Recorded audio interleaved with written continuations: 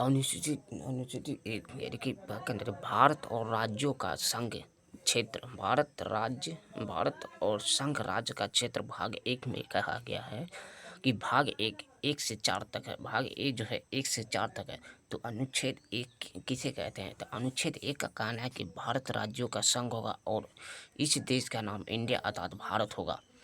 इस देश का नाम इंडिया अर्थात भारत होगा। अनुसूचित 2 का कहना है कि भारत की अंतर्राष्ट्रीय सीमा में परिवर्तन या नाम में परिवर्तन से संबंधित विधेयक संसद के द्वारा पास किया जाता है। अनुच्छेद 3 का कहना है नए राज्यों का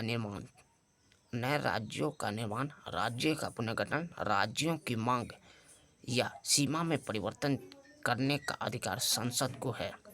और अनुच्छेद 4 का कहना है कि नए राज्य का निर्माण से संबंधित विधेयक राष्ट्रपति की अनुमति से सर्वप्रथम संबंधित राज्य विधानमंडल के द्वारा पास और उसके बाद संसद में प्रस्तुत किया जाता है और संसद साधारण बहुमत से नए राज्यों का पुनर्गठन कर देता है। चलो फिर से चलते हैं।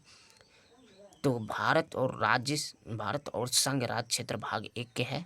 अनुच्छेद 1 से 4 तक भाग एक में आता है और अनुच्छेद 1 का कहना है कि भारत राज्यों का संघ होगा अर्थात इस देश का नाम इंडिया अर्थात भारत होगा।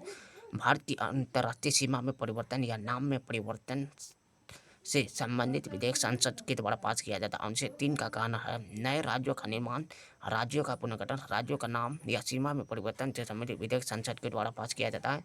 नए राज्यों का निर्माण से संबंधित विधेयक राष्ट्रपति की अनुमति से सर्वप्रथम राज्य विधानमंडल के पास उसके बाद संसद में प्रस्तुत किया जाता है और संसद साधारण बहुमत से नए राज्यों का पुनर्गठन करता है।